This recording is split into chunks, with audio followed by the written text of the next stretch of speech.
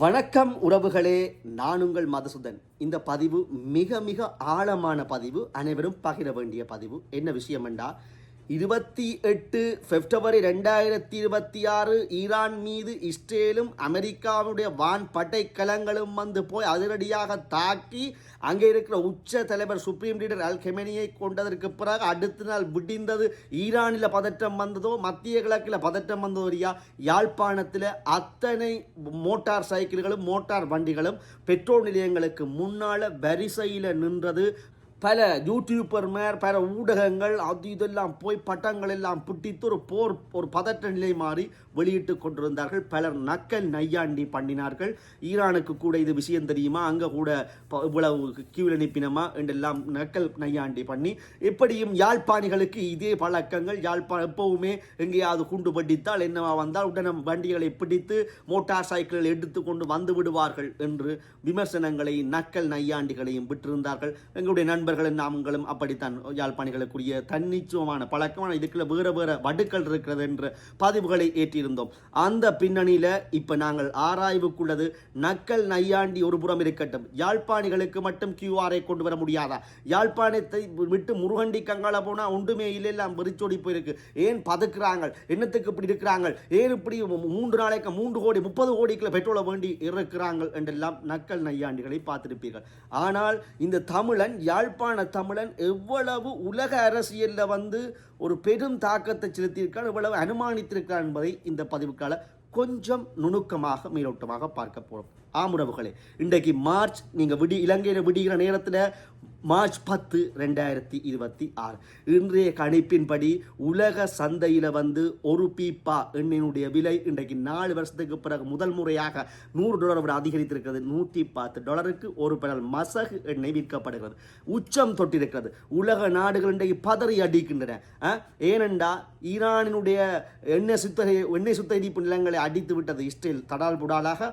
அதைவிட ஈரான் பழிவாங்கும் நோக்கத்தில் அமெரிக்க தளங்கள் இருக்கிற நாடுகளுடைய பஹ்ரைனுடைய பக்கத்தில் இருக்கிற நாடுகளுடைய எண்ணெய் குதங்களை அடித்து விட்டது. முதலே சவுதி அரேபியாவுடைய மிகப்பெரிய எண்ணெய் சுத்திகரிப்பு நிலையத்தை எல்லாம் அடித்து நொறுக்கி இருக்கிறது, நிர்மூலமாக இருக்கிறது. இந்த அடித்து ஒழிக்கின்ற விடயங்கள் நடந்து கொண்டிருக்கிறது. அதைவிட ஈரானின் வசம் உள்ள இந்த ஹார்மோஸ் நீர்முனையை வந்து மூடி இருக்கிறது. தனியே சீனாவுக்கு மட்டும், தனக்கு நல்ல ஆதரவு கருத்தை தெரிவித்த சீனாவுக்கு மட்டும் திறந்து விடுவதாக அறிவித்திருந்தது.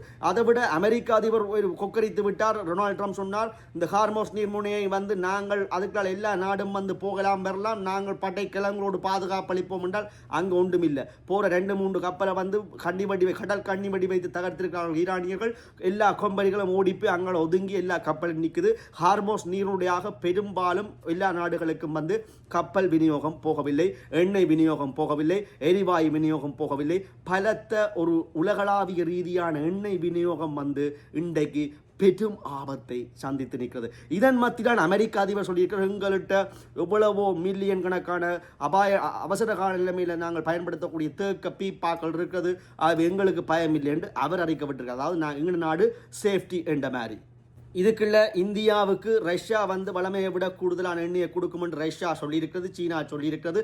ரஷ்யாவுடைய எண்ணெய் இருப்பு உற்பத்திகளை பகிர்ந்தளிப்போம் என்று.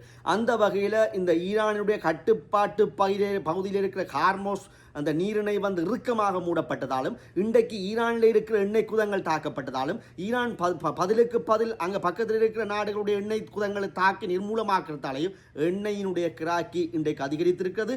பீப்பாவினுடைய விலை $110 தாண்டி இருக்கிறது.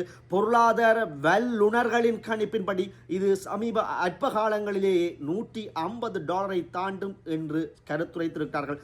பங்கு சந்தை பலவாறாக, இந்திய பங்கு சந்தை வீழ்ச்சியடைந்திருக்கிறது, துபாயுடைய பங்கு சந்தை வீழ்ச்சியடைந்திருக்கிறது, உலகத்திலே கொடிகட்டி பறந்த பங்கு சந்தைகள் விழுந்து இருக்கின்றன. தங்கத்தின் விலைகளில் மாற்றம் அடைந்திருக்கின்ற உலக முதலீட்டார்கள் வெளி பிதுங்கி இருக்கிறார்கள். பல உற்பத்தி நிறுவனங்களுக்கு மசகு எண்ணெய் கிடைக்காட்டிக்கு, பெட்ரோலியம் கிடைக்காட்டி இழுத்து மூடப்படுகிற நிலைமைக்கு இருக்கிறார்கள். பல தொழில் படைப்புகளுக்கும் உள்ளாக போகின்றார்கள். ஆமுறவுகளே, இந்த நிலைமையில தான் இலங்கையில் அங்கே நீங்கள் 28ஆம் தேதி குண்டு வெடித்து பிப்ரவரி மாதம் 2020 வெடித்தோன்னு அடுத்த நாள் அங்கே யாழ்ப்பாணத்தவர்கள் குறிப்பாக நீண்ட வரிசைகளிலே எண்ணெய்களை பெற்று பெட்ரோலியத்துக்காக நின்று வீட்டில் கொண்டே பதுக்கியதும் நீங்கள் நினைவுக்கு வரலாம். பாருங்கள், எப்படி ஒரு தீர்க்க தரிசனத்தை நாங்கள் பாராட்டியாக வேண்டும். ஏனென்றால் அது பாராட்டுறதுக்கு அப்பால இதை ஒரு சின்ன அனலைஸ். உலகத்துக்கே இன்றைக்கு மசகு எண்ணெய் நெருக்கடி. பெரிய வல்லாதிக்க நாடுகளுக்கே மசகு எண்ணெய் நெருக்கடி. இனி ரஷ்யாவிலிருந்து இந்தியாவுக்கு பகிர்ந்து கொடுத்து இந்தியாவிட்டேருந்து நாங்கள் பார்த்து தாங்க ராசா என்று கேட்டால் தான் இந்தியா தந்தால் தான் எங்களுக்கும் கிடைக்க போகுது ரஷ்யாவுடைய எண்ணெய்கள். இப்போ அப்போ நிலைமை இருக்குது. இப்போ பெட்ரோலியம் நீங்கள் விழுந்தி ஒழும்பு பார்க்க இலங்கை பெட்ரோலிய கூட்டுத்தாபனம் பெட்ரோல் டீசலுக்கு விலையை கூட்டி போடுது. எத்தனை ஆண்டு 1 லிட்டருக்கு எவ்வளோ வந்து பாருங்கள், 25 ரூபாயில் 30 ரூபாயெல்லாம் கூட்டி இருக்குது. இது இப்போ 110 ரூபா கூடினபடியா இன்னும் இருக்குது ராசா. இப்படி எண்ணெய்க்குரிய தட்டுப்பாடு, எண்ணெய் அங்கே எல்லாம் பற்றி எரியுது, எண்ணெய் இருப்புகள் இல்லை, எண்ணெய் ஊடுகடத்தல் இல்லை, இன்னும் போர் தீவிரமடைய போகின்றது.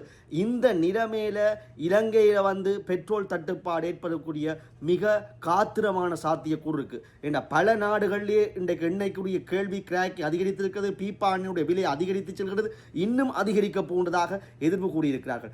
அப்ப இலங்கையில கையிருப்பு இருக்கலாம், கையிருப்பு முடிந்தால் என்ன செய்வது என்பதுதான் கேள்வி.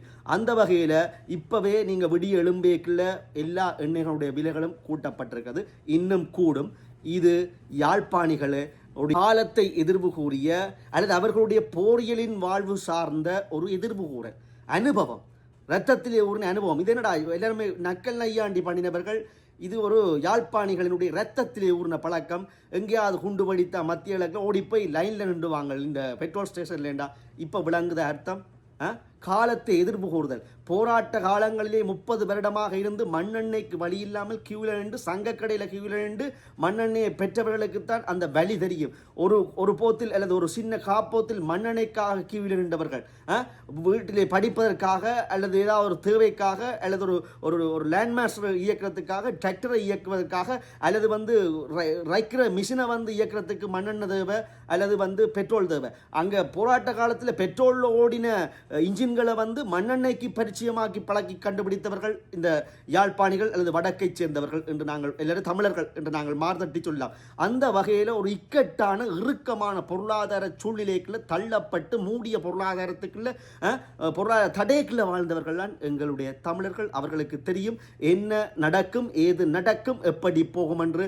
குண்டு அங்கே விழுந்த அல்கமெனி முடிந்தவுடன் இங்கே எல்லா பெட்ரோல் நிலையங்களுக்கு முன்னால ஆயிரக்கணக்கில் பல நூற்றுக்கணக்கான கிலோமீட்டர் வரிசையில் நின்றிருக்கிறார்கள் என்றால் இதுதான் அதனுடைய எதிர்ப்பு கூறல். அவர்களுடைய செயல் வந்து நகைப்புக்குரியதாக இருக்கலாம், குண்டு வடி தடுத்து போனது. ஆனால் அவர்களுக்கு தெரியும் என்ன நடக்கும், ஏது நடக்கும், எப்படி போகும், எப்படி வீரியம் கொள்ளும், உலக சந்தையிலே எவ்வளவு வீழ்ச்சியை ஏற்படுத்தும் என்பதை துலாம்பரமாக துல்லியமாக கணித்திருக்கிறார்கள். அது அவருடைய தகப்பன் சொல்லி கொடுத்த பழக்கம். பிறகு அப்படியே கண்டு வளர்ந்து வந்த பழக்கமோ என்னவோ தெரியாது. அதை விட இன்றைக்கு மோட்டார் வண்டிகளும் யாழ்ப்பாணத்தில் கூடிவிட்டது, ஆட்டோக்கள் கூடிவிட்டது, ஆடம்பரங்கள் கூடிவிட்டது. ஆகவே அவர்களுக்கும் பைக்குக்கு தேவை. அதை விட இது நன்மைக்கு யாழ்ப்பாணத்தவர்கள் ஓடி போயிருந்தாலும் பலர் வந்து இதை வந்து சேகரித்து பிளாக் மார்க்கெட்டில் விற்கிற ஒரு வியாபாரிகளாகவும் அது கொரோனா காலத்தில் பழகிவிட்டார்கள். அப்படியான நபர்களும் இருக்கிறார்கள், எல்லோரும் அல்ல. ஆனால் யாழ்ப்பாணத்தவர்கள் நீண்ட வரிசையிலே நின்றது என்பது இன்றைக்கு உலக மசகு எண்ணெயினுடைய விலை உயர்ச்சிக்கும் அவர்களுடைய உலக பொருளாதார எதிர்ப்பு கூடலுக்கும் இடையில எவ்வளவு இடைத்தொடர்பு இருந்திருக்கிறது என்பதை பாருங்கள். உறவுகளை முடிப்போம். பொருளாதார இக்கட்டான ஒரு மூடிய ஒரு பெரிய சூனிய வலயத்துக்குள்ளே போர் இக்கட்டான சூழலை வாழ்ந்தவர்களுக்குத்தான் தெரியும் இந்த நீண்ட வரிசை, இந்த பெட்ரோலியத்துடைய பெருமை அருமை. இன்றைக்கு உலக நாடுகள் பதறி அடிக்கின்ற மசகு எண்ணெய்க்காக. ஆனால் யாழ்ப்பாணத்தவர்கள் அதை ஏழைவை கணித்து தங்களுக்கு தேவையான ஒரு கொஞ்ச நாளுக்கு தேவையானதை பதுக்கி விட்டார்கள். பதுக்கினா வாங்கி கியூவில் வேண்டி சேகரித்து வைத்திருக்கிறார்கள். இதுதான் அவர்களுடைய பழக்கம். சேமிப்பு பழக்கம் என்பது அவர்களுடைய இரத்தத்திலே ஊறியது. அது தமிழனுடைய இயல்பு. நகையாக சேமிப்பான், தானியமாக சேமிப்பான். எங்கே கிராக்கி இருக்கோ அந்த காலகட்டத்தில் எது கிராக்கி இருக்கோ அதை வேண்டி சேமிக்கிற பழக்கம் அவனிடம் இரத்தத்தில் ஜீனில் இருக்கிற விஷயம் என்பதை பதிவு செய்து கொண்டு நையாண்டிகளுக்கு மேலாக அது ஒரு பாரம்பரிய பழக்க வழக்கம், அதுவும் போரை சந்தித்த இனத்தினுடைய பழக்க வழக்கம் என்பதை பதிவு செய்து கொண்டு மீண்டும் சந்திப்போம். பதிவு பிடித்திருந்தால் மற்றவர்களுக்கும் பகிருங்கள். அதோட குறிப்பாக யூடியூப் தளத்துக்களை சென்று சப்ஸ்கிரைப் பண்ணி பக்கத்தில் மணியை பிடி தாட்டிவிட்டால் மேலும் மணியான தகவலை அறிவோம். நன்றி, வணக்கம்.